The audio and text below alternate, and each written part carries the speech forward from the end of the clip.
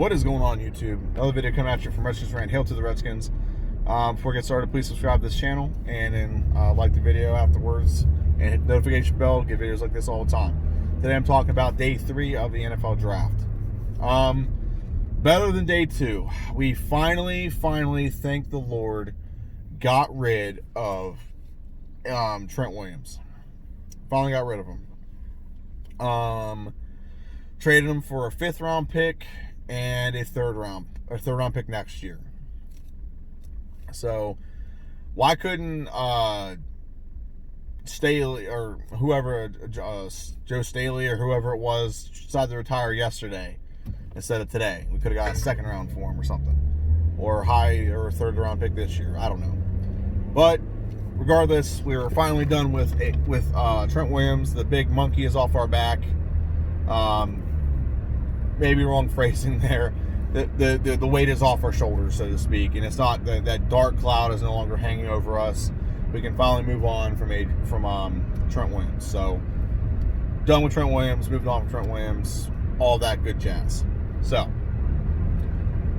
rejoice and cheer at that alone. So that alone makes this a pretty good day. Now let's get to some of the picks. Some of the picks I'm actually going to go over, because some of the picks are not horrible picks. They're actually not bad. I actually projected we would get some of these players that we got. So the first one was it's like Shaik Charles or something like that. I don't know how to pronounce his first name. Out of LSU, left tackle. So not a bad pickup, especially for I think 4th round. Not a bad pickup at all.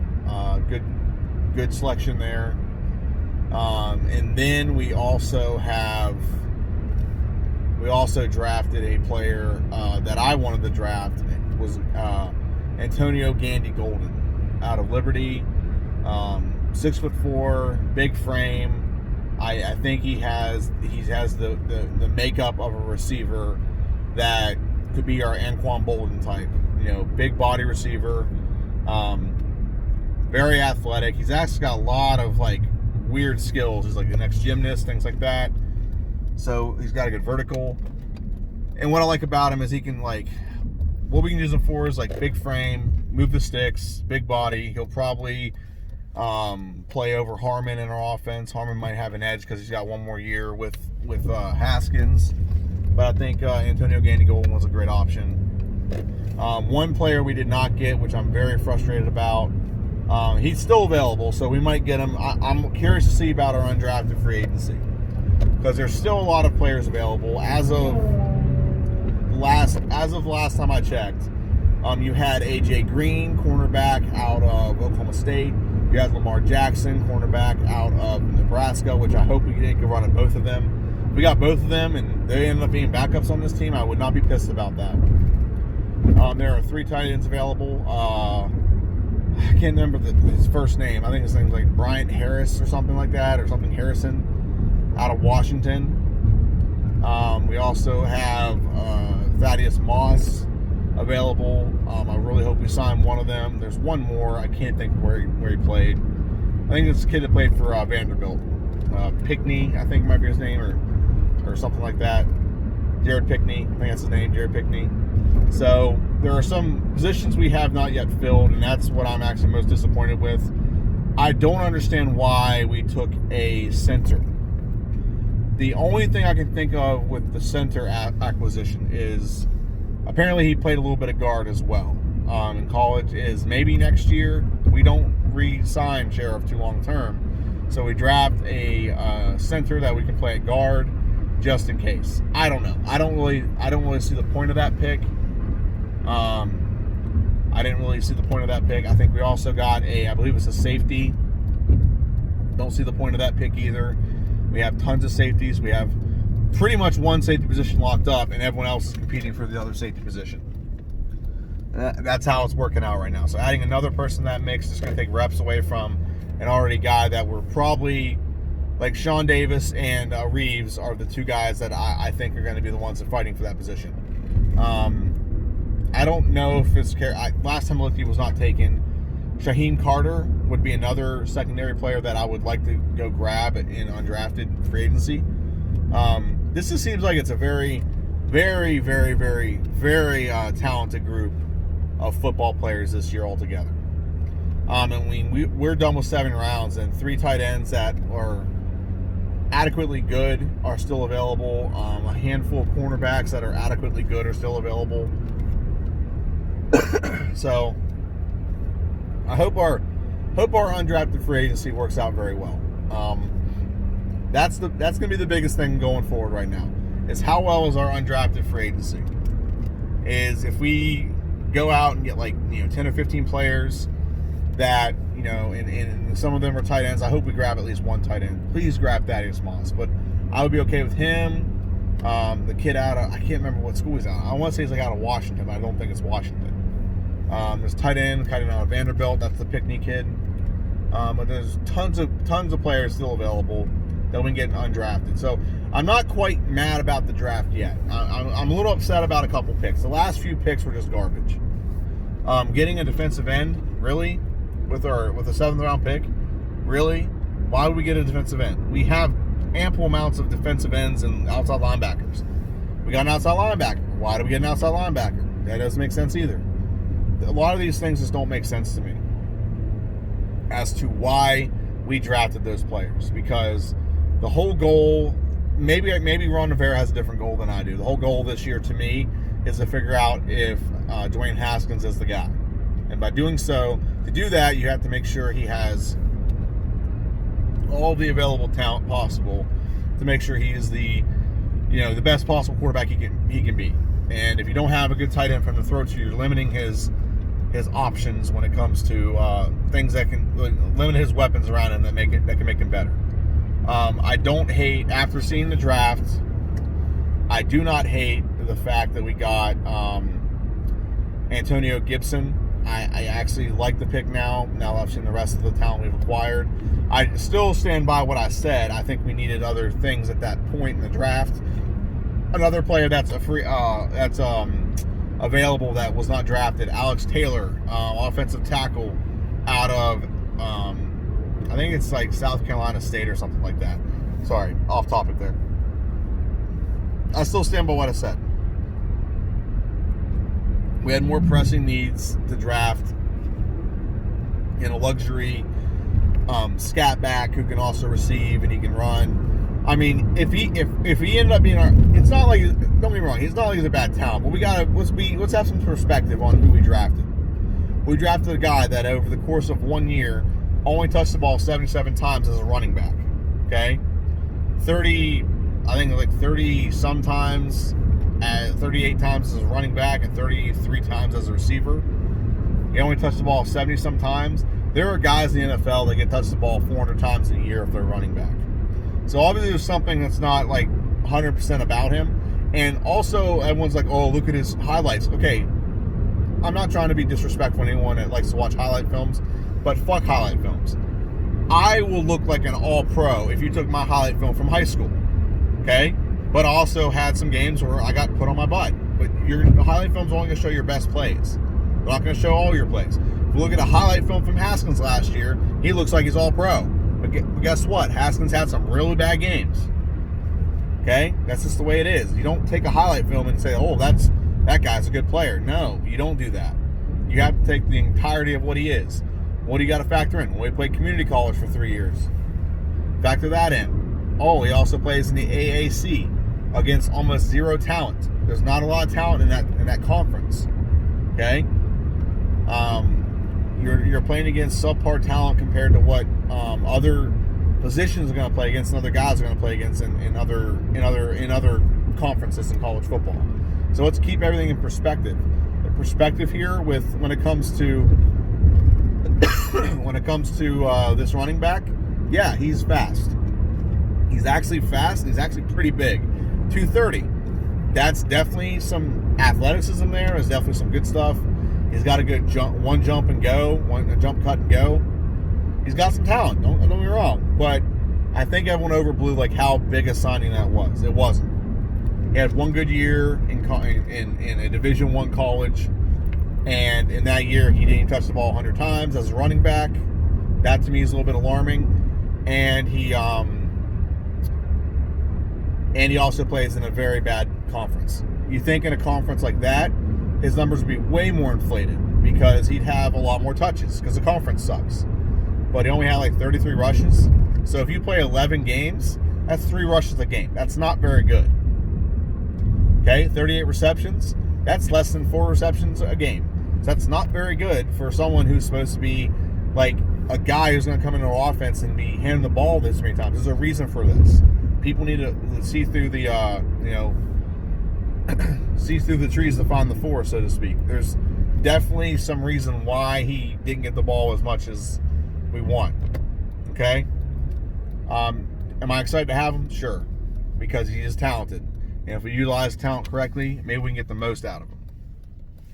Okay? We can get the most out of a player, and he can be a good player for the Burgundy and Gold. But let's keep it in perspective. Is he played a running back for a mediocre team in a mediocre conference, and in a whole year he touched the ball an average of a little more than 6-7 times a game. He touched the ball 71 times in a year. Over the course of a season, I think you play 11 or 12 games. I think it's 12 games in college. It's like 5 games. It's like 5 games a year. Or it's like 6 touches per game. It's not very good for someone who is hyped up to be what they're hyped up to be. So I'll come off that soapbox. I'm done. I don't want to talk about it anymore. I'm happy to have him. Hopefully he utilize him right. But I think everyone blew it out of proportion of how good it was, and everyone blew my reaction out of proportion. Not on YouTube. My reaction on Facebook was like, what the fuck? We literally have 7 running backs now. We had 6 prior to that draft. We had, I don't remember them all. When we have Bryce Love, J.D. McKissick, Darius Geis. We have some no name that I cannot think of his name. He's on a practice squad, but he's technically on a roster. Some no name. Adrian Peterson and Barber. 6. Now we add this guy. That's 7. We added receivers. At receiver, we have Cam Sims, Steven Sims, McLaurin, Harmon, Trey Quinn, Cody Latimer. One more. Kidsy. I don't know his first name. Kidsy. Kidsy. Or maybe it's like Kidsy or something like that. So that's 6 receivers, and now we have him who's supposed to be like one of each. Granted, we're probably going to cut a lot of guys. We're probably going to cut, if Bryce Love is not healthy, he's going to get cut. Darius Geis doesn't show up healthy, he's probably getting cut. That's all there is to it. I think Barber's the one that's going to be like expendable. J.D. McKissick may be expendable as well, but it doesn't make sense to me why we even signed the guy then. But that was my outrage. I was like, why the hell we do that? We need an offensive lineman, left tackle to replace Trent Williams. Trent Williams, regardless, was not going to play for us, even if we didn't trade him. He was not going to play for us. So it didn't make sense not to get his replacement. Now, we did trade him, and we got Sahik, I think it's Sahik or something like that, Charles, who was left tackle out of LSU, who's not bad. I had one of my mock drafts, I did say he might fall to us, and I think we will pick him up if some of the other left tackles aren't available. There are some other ones that I thought would have been a little bit better, but I'm not going to split hairs here. We got a left tackle, and he could probably come in and start day one. I still think we're going to go sign one in free agency just as an insurance policy. Jason Peters, we have like almost, I think it's like $12.5 million once we got rid of Trent Williams. We can go spend that money elsewhere and spend that on replacing Trent as either as a backup or have him play 1 year and have Sadiq Charles spend a year behind Jason Peters, bulking up, just getting a little bit of, hit that learning curve would be a great idea. I do like the fact that we got Antonio Gandy Gold. I'm really stoked about that pick. But I am upset that we did not get a tight end. I'm not going to be livid yet. I'm going to retain myself from feeling those emotions because the Washington Redskins can still, in undrafted free agency, sign a shitload of guys. I mentioned a bunch. Alex Taylor, offensive tackle, I would take him right now. Because you know why I'd take him? Because I would start him right now over Morgan Moses. I would take that risk and start him over Morgan Moses right now. I cannot stand Morgan Moses. I'd rather have a rookie than him. I'm not going to get too much more in depth on that. I'd rather have Alex Taylor. So that's one player I would get. I'm just reiterating right now. For anyone that's watching, I know I'm repeating myself a lot, but I'm just reiterating this at the end of the video, I promise, reiterating. Lamar Jackson out of Nebraska, cornerback. AJ Green, cornerback. There are some other guys that I said we might draft. I can't think of the name right now. Tight ends. There's the kid from, I think it's Washington. I think it's like something Bryant. It's something Bryant. I can't think of his name right now. I know that the Cleveland Browns got Harrison Bryant, but that's not who I'm talking about. It's another one. He played for Washington last year. He's not bad. I think him and Thaddeus Moss would be good, or I think it's Jared Pickney would be a good option. Personally, if I had to take my pick, I'd take Pickney and Thaddeus Moss would be the two tight ends out of that. I'm pretty sure there's other positions that we can. I don't know if Calvin Throckmorton got signed or got drafted. I wouldn't mind picking him up. He'd be good depth for the for one of the tackles. He could also play guard, so you can have another guard with depth. So there's plenty of options that we can go with when it comes on undrafted free agency. I'll get excited after we have like a couple days of undrafted free agency and I get reports of other teams signing guys. But at this moment, I'm not going to be too excited. There's still some receivers out there we can still get. I think there's a kid from Georgia that's pretty talented we can still get. Other than that, I do want to thank everyone for taking the time out of their day to watch my video. I know I kind of ramble. I reiterate some points. I get that. But I do appreciate people taking the time to watch my video. So if you could, subscribe to my channel. I actually am up to 257. I'm actually very excited about that. I really want to get to 300 before the season starts. That's my goal. Get to 300 before the season starts. Slowly but surely, I'm climbing up that Redskin YouTube channel ladder. So subscribe, hit the notification bell. I get stuff like this all the time. And I'll give a full-on draft review altogether after I analyze our picks a little bit more.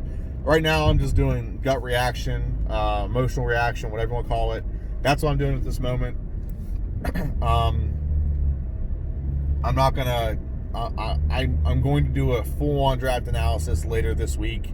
Well, analyze every pick, where we got them, the ups and downs of every pick, and how I think they're going to fit into our scheme and our plan for everything. So that'll be coming probably around Thursday. That's the next day I'm off, unless I get time like one of the nights. So if you don't know my schedule, I work every day except for Thursday and Sunday, and my wife is off work all the time. So whenever I'm off, I go home, she's there, so I usually spend time with her. So the only other time I get is sometimes I don't go to sleep when she goes to sleep. So that's the only other time I'm able to go and make videos and things like that. I do want to give a shout out or mention something as well. I do have another channel. It's called Decardo Gaming. If you want to check out some video game stuff, I do a lot of games, a lot of retro games, a lot of old computer games. Really excited about it because I finally got some really good equipment to really do those games. So let me know what you think. Let me know what you think in the comments. What do you think of the draft? What do you grade it? Who'd you like? Who'd you not like? Who do you think we could have done better with? Etc. Etc. Etc. This is JD, this Redskins Rant. Hail to the Redskins. See ya.